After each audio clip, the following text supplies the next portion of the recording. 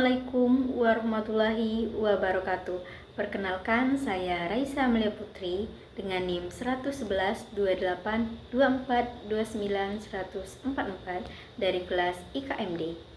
Nah, video ini dibuat untuk memenuhi tugas UTS pada mata kuliah ergonomi. Di sini saya akan menjelaskan metode RULA atau Rapid Upper Limb Assessment yang digunakan untuk menganalisis postur kerja dan mengidentifikasi risiko cedera pada anggota tubuh bagian atas. Nah, sebelum memulai metode RULA, kita perlu menentukan objek apa yang akan kita analisis. Nah, dalam tugas ini saya memilih postur kerja saat mengerjakan tugas karena aktivitas ini melibatkan tangan, lengan, bahu, leher, punggung, sehingga cocok untuk dievaluasi menggunakan metode RULA.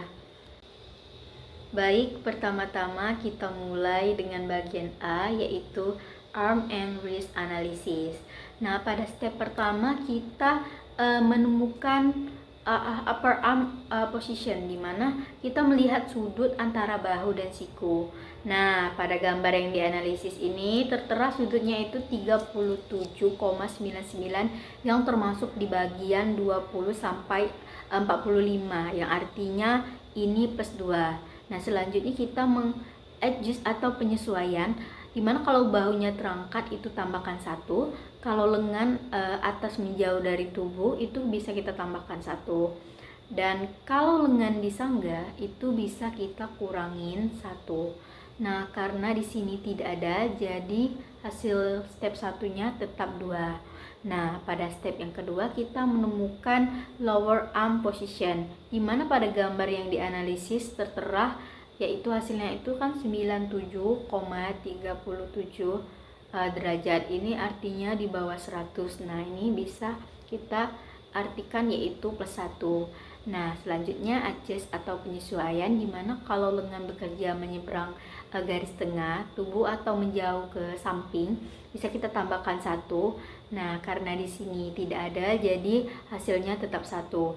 Nah, pada step ketiga yaitu menemukan wrist positionnya. Nah, tertera pada gambar termasuk di bagian yang ini. Nah, yaitu plus 2. Nah, adjust atau penyesuaiannya, kalau pergelangannya menekuk ke samping dari garis tengah bisa kita tambahkan 1. Nah, karena ini tidak ada, jadi hasilnya itu tetap 2. Nah, selanjutnya step yang keempat yaitu wrist twist. Nah, ini kita melihat putaran pergelangan tangan. Kalau twistnya di posisi tengah itu bisa plus 1. Kalau twistnya di ujung jangkauan itu plus 2. Nah, karena pada foto yang dianalisis ini dia bukan posisi salaman, jadi dia hasilnya 2. Nah, selanjutnya di step yang kelima yaitu look up posture score in table. Nah, ini kita lihat di table A. Nah, pada step pertama atau upper arm ini kan hasilnya 2, dan pada step yang kedua ini hasilnya 1, dan step yang ketiga hasilnya juga 2, dan pada step yang keempat hasilnya 2. Nah, lalu setelah itu kita tarik garis lurus dari hasil dan kita dapatkan 3. Jadi langsung bisa kita isi di step 5-nya yaitu hasilnya 3. Selanjutnya pada step ke-6 yaitu add muscle use score. Nah, karena posisi ini termasuk statis ya, jadi kita tambahkan 1, yaitu nilainya 1. Nah, pada step yang ke-7 atau add force atau load score. Nah, ini kita menambahkan nilai sesuai beban.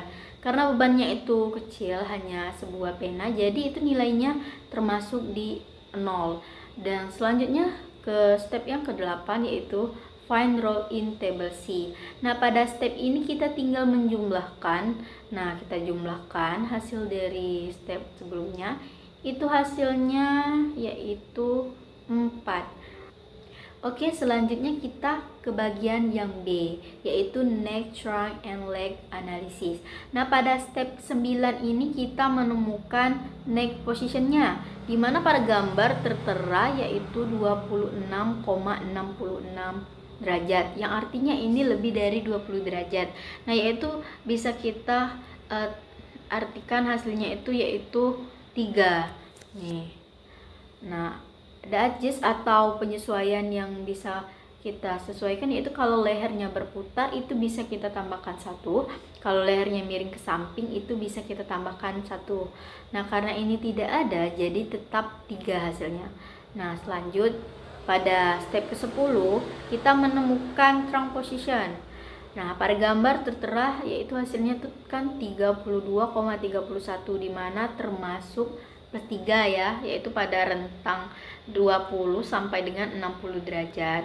Lanjut, adjustnya atau penyesuaiannya itu kita kalau punggungnya itu berputar itu kita tambahkan 1, kalau punggungnya itu miring ke samping itu kita tambahkan 1. Nah, karena ini tidak ada jadi hasilnya juga tetap 3.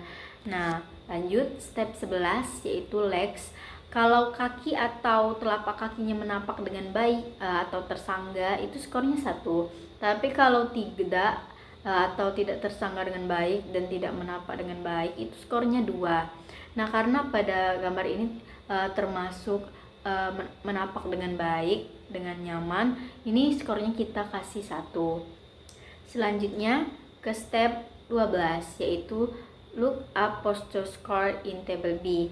Nah, pada bagian step ini kita ke table B, dimana step 9 itu atau next positionnya itu kan hasilnya 3, dan step 10 atau trunk positionnya kan juga hasilnya 3. Nah, lalu kita bisa tarik garis lurusnya dari hasil ini dan kita dapatkan hasilnya yaitu 4. Lanjut, step ke-13 add Marshall U score. Nah, karena ini juga posisi kita termasuk statis, jadi ini hasilnya 1. Nah, lanjut ke step 14 add force atau load score. Nah, karena ini kita nggak ada bebannya, jadi hasilnya tetap 0. Nah, lanjut ke step 15 find column in table C. Nah, ini kita menjumlahkan skor skor step 12 ditambah step 13 dan step 14. Nah, setelah kita tambahkan ya, hasilnya 4 ditambah 1 ditambah 0 itu hasilnya yaitu 5. Nah, lalu yang terakhir kita menginterpretasi skor akhir.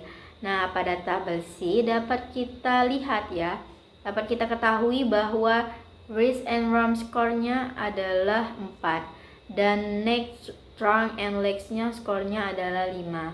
Lalu bisa kita tarik garis lurusnya dari hasilnya. Nih, setelah kita tarik hasilnya adalah 5. Nah, dari sini dapat kita simpulkan bahwa final skornya itu adalah 5. Dimana pada bagian sini tertera bahwa 5 atau 6 itu artinya perlu adanya investigasi lanjut, dimana ini kita perlu mengubah dalam waktu dekat.